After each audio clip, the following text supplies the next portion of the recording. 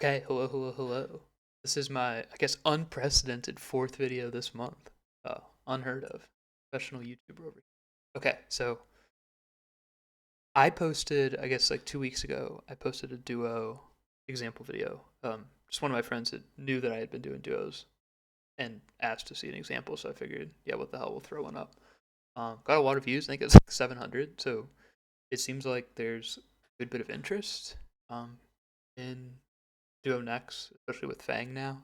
I've definitely seen a lot of people at the bank. We know it's super good money.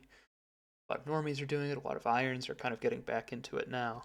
Um, those who didn't like doing it in the range only meta. So yeah, what I have here is, I guess, it's just a kill I recorded earlier today with my buddy Sean.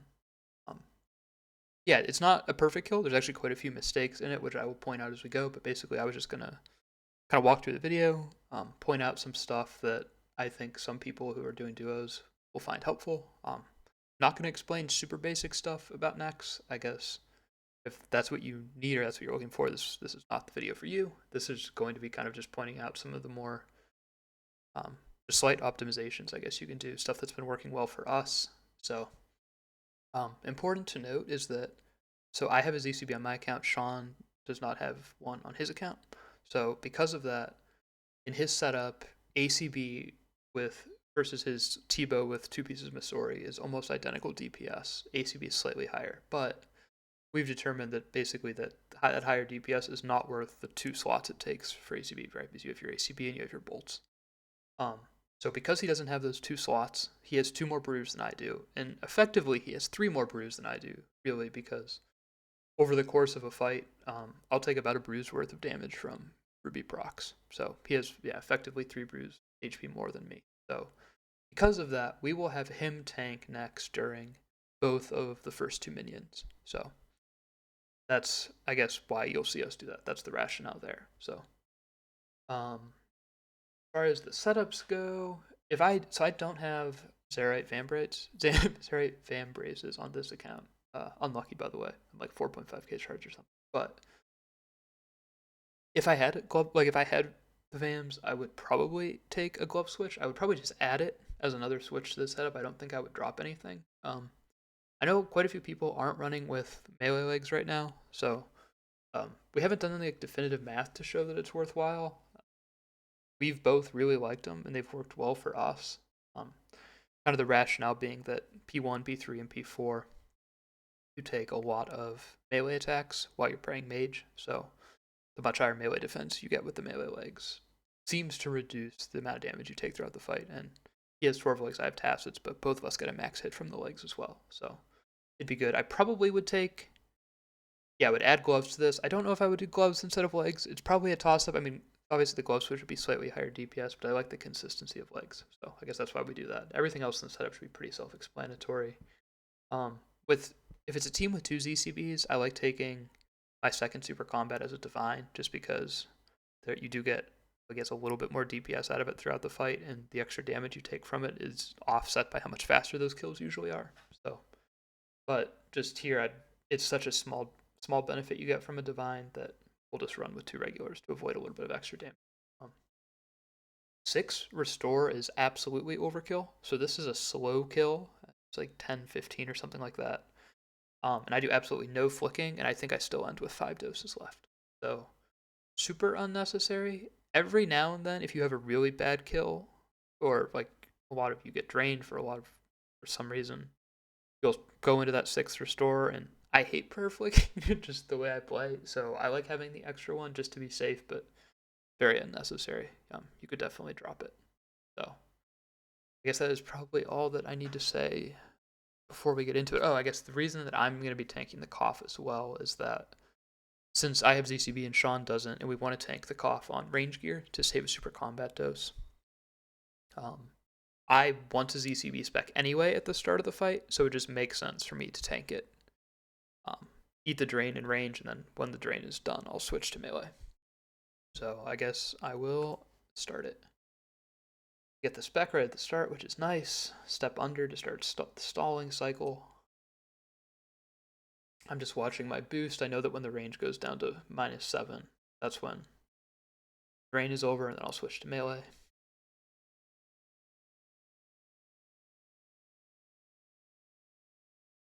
Okay, so something really important is going to happen right here that I see a lot of people not do. So right after her dash attacks ends, if you attack her, the first tick that she's vulnerable again, which is easy because you just spam click her, you want to step underneath her for one tick, the tick immediately after you attack, which you will see me do. The reason you want to do this is twofold. One, it delays next first attack after the special by 2 ticks. Secondly, though, it actually saves the person who does it 2 ticks as well, because if you are a tank, if you don't step under right away after your first hit, basically, so your first attack won't be delayed, but your second attack will be delayed because you basically have to drop that tick to stall her the next time around. So it saves, yeah, saves you ticks. I know it's a little bit difficult to conceptualize, and part of the reason I'm showing this kill is very easy to see because I do the step under and Sean does not. You can see Sean lose a tick, um, like the second cycle because he didn't do the step under.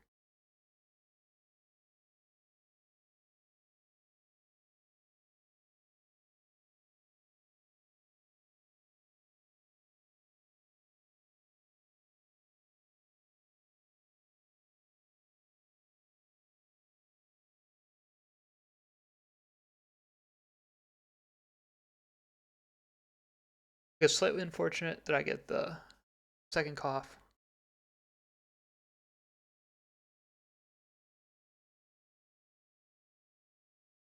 I have to hit her again for whatever reason to proc it. Okay, so there's a couple things to mention here transitioning to the minion. So like we said, Sean's going to be tanking. It's nice to have the person who's tanking the minion go west instead of north because if if like P1 ends while Nex is mid dash or like mid approach, it's nice for her to be west as opposed to north. It's easier to deal with. So that's why we do that.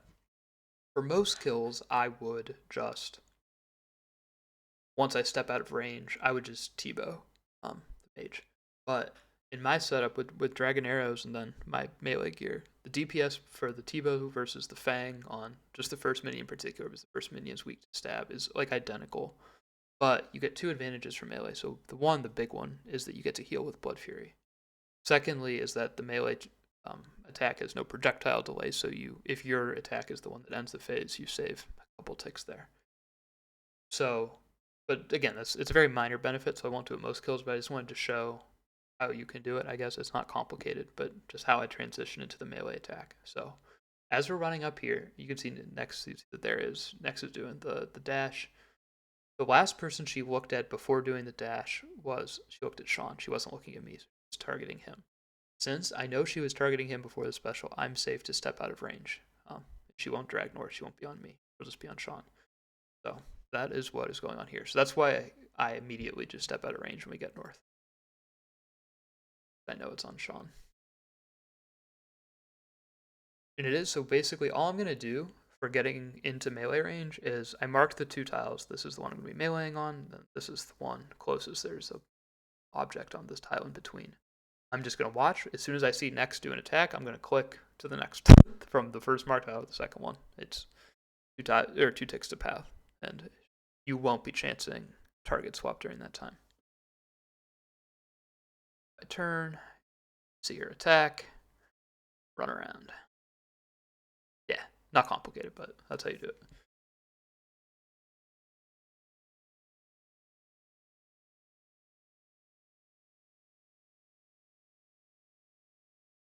Sean definitely does more work the first phases than I do.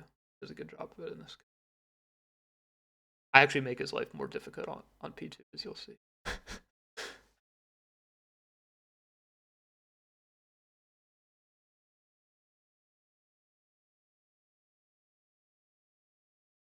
Send intermit at the start.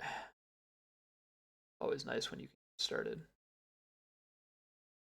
Okay, so we just saw her do Embrace Darkness. The reason it's important to pay attention to that is if she approaches and we try to send her back middle by stepping under, if we mess up somehow, we want to be able to know if it's safe to dance underneath her or not to try to send her back mid. So basically when the Embrace Darkness is active, you can't do that because that's the rapid fire attack, so you don't want to be hanging out underneath her. You're just going to die trying to do that. And if you mess up the skip, you just have to bail. But If the last special attack was the hands, then Embrace Darkness, the rapid fire is not active. So if you mess up, as I'm about to do right here, you are safe to dance Ether. So yeah, we mess up the skip. I mess up the skip. I try to dance underneath her to send her mid, which I know I'm safe to do because hands were the last special, but it doesn't work for me.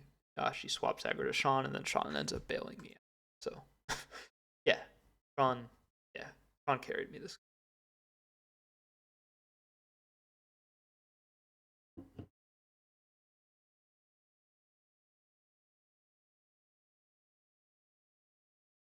So at this point, I know Sean's going to be sending her middle, so I'm just hitting her from here right now because I can. But once she does, I'm just going to run east because having both people north is nice. I'll talk about that in a second. But one north, one east is perfectly fine as well. Middle, east. So I guess the slight advantage you get from having both people north is that when Nex approaches and you're going to send her back middle, um, the person who she's not targeting doesn't have to run underneath her. So that person can obviously be hitting her during the approach. If you're in the same row or aisle as the person who's doing the like sending her back middle, then you have the shortest projectile time to Nex. So you have a larger window of ticks where your projectile will land. Basically, you have a lower chance of that hit of yours being nulled. So it's a very small benefit, but it is a slight one. So I guess what we'll just see in the transition here. I guess it's fairly straightforward, but I'm the one who's tanking, or he's the one who's tanking next during P2. So I want to be the first one to walk into minion range because I'll get the mage on me. I'm going to, again, wait to see that aggro's on Sean, and once I know that aggro's on Sean, I'm going to step out of range. Run up, mage prayer on. I see that she's running at Sean, so I'm safe to step out of range. I'm just going to hang out here. So the reason you still want to pay attention to the specials during P2 is that I assume most people know this, but what special, the specials she does throughout the fight, the cycle is fixed. Basically, so that whatever the last special she does on one phase will determine which special she does first on the subsequent phase. So right here, she just did Embrace Darkness. I'm actually too zoomed in to see the text, but I saw the screen get darker. So when Embrace Darkness is the last special that she does P2, the first special that she does P3 will be Siphon. So I'm not safe to hit her at the start of P3 because she'll be invulnerable and it'll heal her. But if the hands are the last special she does P2, then the first special she does P3 will be Sacrifice. So I am safe to hit her. It's especially important because I'll pretty much always, just the way the kills work out, I will pretty much always have 100% spec going into P3. And since I'm all the way over here, I want to do my approaching hit with my ZCB spec. So I want to know whether or not I can do that spec immediately or if I have to wait and kill a Reaver first. So right now I know the last special that she did was Embrace Darkness, so I'm just going to watch to see if she does hands before the phase ends. Which in the end she will not do. So because the phase ends here and I know Siphon's next, I'm just going to wait for the Reaver to spawn. Hit the Reaver, try to get underneath her. Sometimes it's a little awkward trying to dance. First set of Reaver. 100% spec. I really want to get that spec off so I can start regenning again. I should be moving down to give Sean room. Don't. It was a little bit fortunate here that Sean will actually get this sacrifice and he'll get the next one as well because I don't have ZCB spec, so I'd prefer not to do any range hits till then.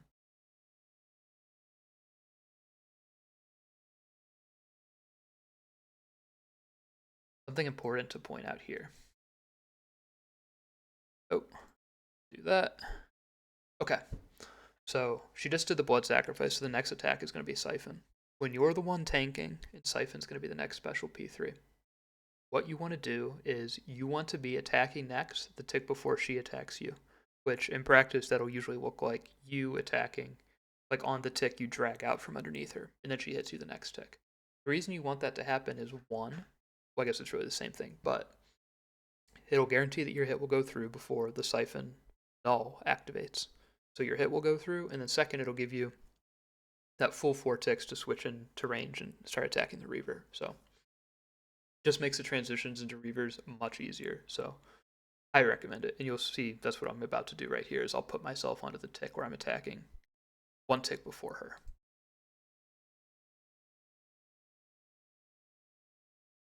Let's see, I'm going to hit her one more time just before Siphon. I have all the time in the world now to switch to bow, get underneath her.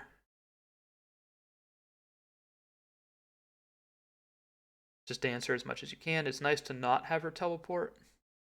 You can see me misclick into the middle 3 times in a row here. Very nice.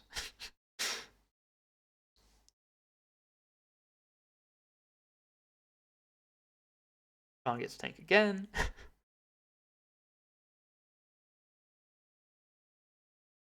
Okay, something else very important right there.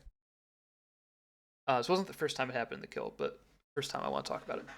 So, I guess for lack of a better term, I've just been calling this like the long stall. So, I kind of took it for granted throughout. Like everybody understands what we're doing when we're just stepping underneath her every 5 ticks because Fang and Crossbow are both 5-tick weapons. Nex is 4-tick, so stepping underneath her the tick before she attacks, it makes her 5 ticks as well. So most of the time, you're just doing what we've been doing throughout the fight, where you step underneath her for 1 tick. But in the situation where you attack her after she attacks you, and then it's time to step underneath her, you basically want to not just stay underneath her for 1 tick, you want to stay underneath her for 3 more ticks until your weapon comes off cooldown again. So basically the big benefit obviously just is you're delaying Nexus attacks. It's not really a catch, but just something you have to be aware of is that doing this, it doesn't guarantee that she swaps tank, but it increases the likelihood that she swaps tank. But neither Sean nor I are losing any DPS by doing this, and we're taking less damage from Nex, so it's absolutely worth doing. But ideally, both people are comfortable doing it because if not, then it's going to make the burden of tanking slightly lopsided. So just something to be aware of. So you're going to see me do that here because I hit Nex after she hits me, and then after I do my hit, I'll go chill underneath her till I'm off cooldown again.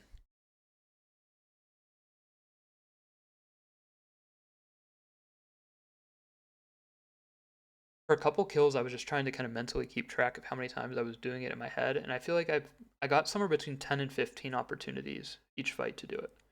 So it delays her a couple ticks every time. So if both people do it, that's a lot that you can delay her attack. That's a significantly less damage over the course of a fight. Make her jump there. That's a little bit unfortunate, but just the nature of random pathing, it happens. You're gonna see me here in a second do another long pause after she swaps to me. My hit, go chill underneath her for a couple ticks. She does swap that time. She didn't swap the last time, but like I said, slightly increased chance to swap doing that. It's nice that I finally get picked for sacrifice when I've regen enough for spec, so the one range hit I do spec on. So what you're about to see us do here for the minion is basically the idea is to drag Nex as close to the blood minion as possible. What we want to do is while we're bowing the minion, we want to be dancing under, like in and out of Nex. Basically the same thing we do during the Reavers. Just try to delay her attacks as much as possible. Reduces how much damage you take a little bit, but the big thing is basically just reduces the amount of siphons she's able to do. So she heals less. So that's where we're going. But you'll see us run all the way to the south wall as the minion phase starts, and that's why.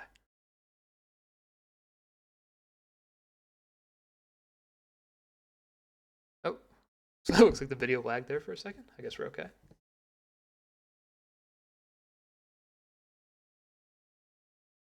Yeah, we drag her down. That's as close as she gets if she doesn't do the walk. And then, yeah, you'll see this is definitely more of an art. It's more of an art than a science. It's a little bit different every time. This is kind of the nature of random pathing being involved. She random path north a couple times. So you'll see us run south again to drag her back into range. So trying to get as many delayed tactics as possible, kind of wherever you can get them. Another nice thing about dragging her right here is having her right next to the altar makes it much easier to get altars off during ice phase.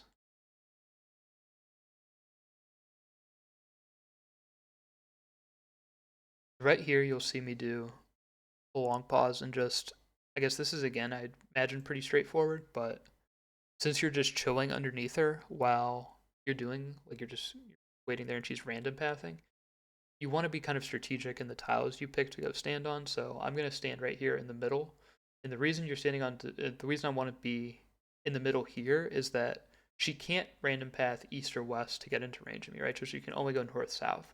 So a lot of times when you have her drag to the edges, there's ways you can position to kind of make it very, very unlikely that she random paths have to hit you in time while you're stalling.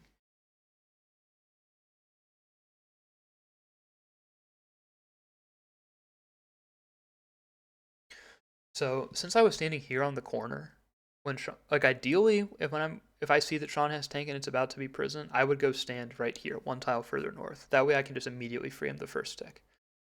But since I'm not standing there and I have to run into range anyway, it's slightly better to run and free him so that like he's facing or he has a clear path to next. That lets him one get back to stalling next immediately if she stays on him. Secondly, if he got low while he was tanking, it lets him just step underneath next. Since P4 can be a little bit dangerous, she hits really hard with the melees, and we're often kind of low, and you can't pray melee. So yeah, it's if all things are equal, it's nice to do that. Your teammates will appreciate it.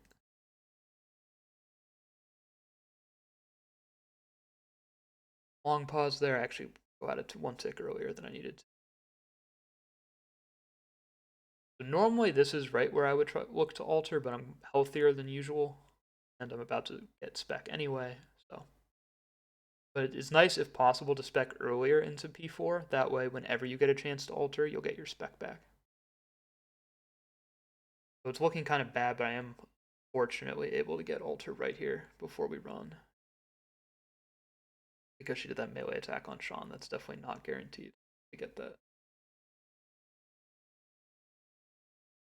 So what you'll see us go for here is that basically the same as the P3 minion. On the P4 minion, we want next to be as close to the minion as possible so we can just dance her until hair attacks.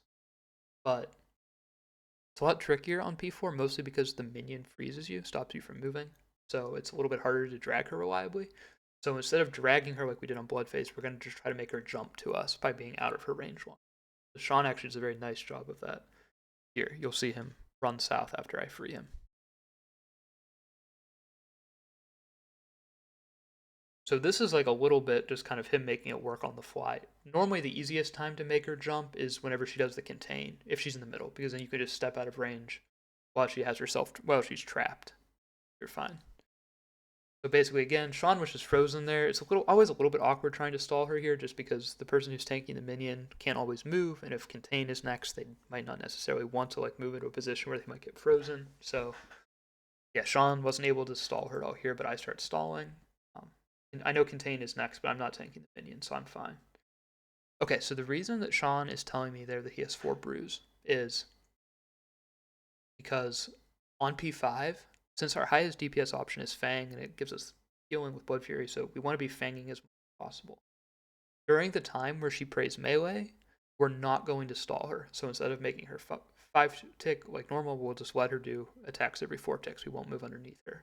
The reason we're going to do that while she's praying melee is that the amount of time that she prays melee is based on number of attacks. I think it's 5 attacks while she's praying melee. So Sean's just letting me know how many brews he has. 4 brews, plenty at this point.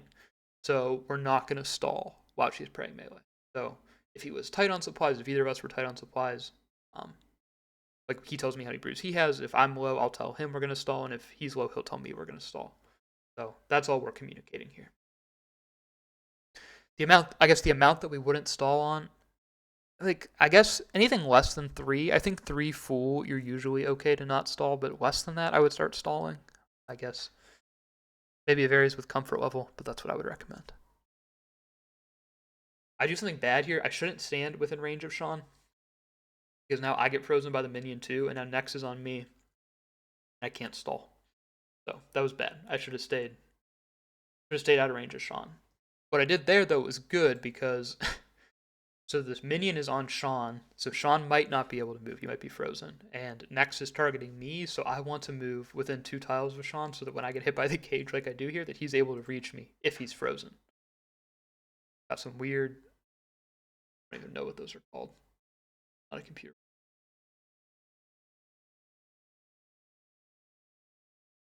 It's not going to be a whole lot to talk about.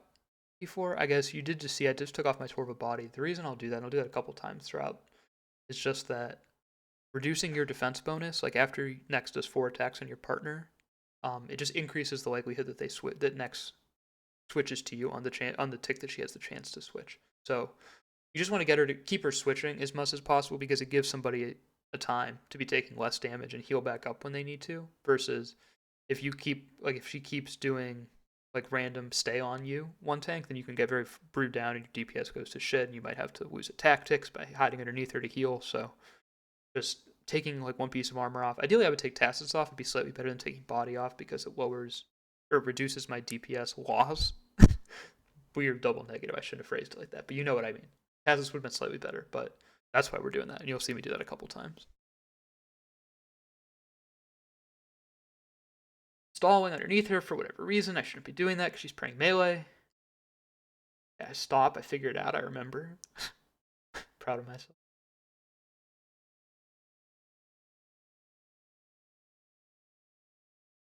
Body take off here again. Time for her to swap to me. I do. I show the crossbow and range armor flick after I attack, which is it does reduce how much damage you take because you're praying melee, so you want to reduce your mage defense. So it is worthwhile.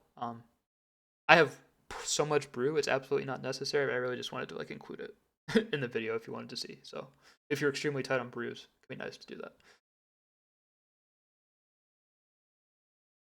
Messing up my switches.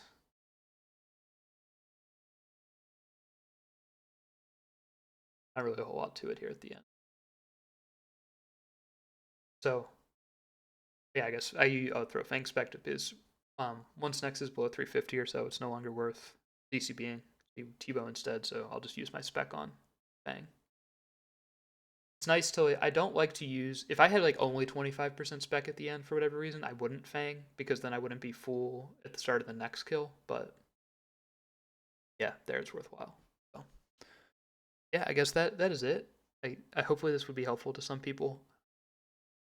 If I did something wrong or if there's like an optimization I'm not doing or something I said was incorrect, please just post in the comments. I'm definitely not an expert on this. I kind of have done all of my necks with the same group of like a dozen people. So I'm kind of just sharing stuff that we've found has worked for us. We're still working through the setups and kind of the strategies and stuff. So yeah, feel free to share if there's something I did wrong. Yeah, that is all. Thanks for watching.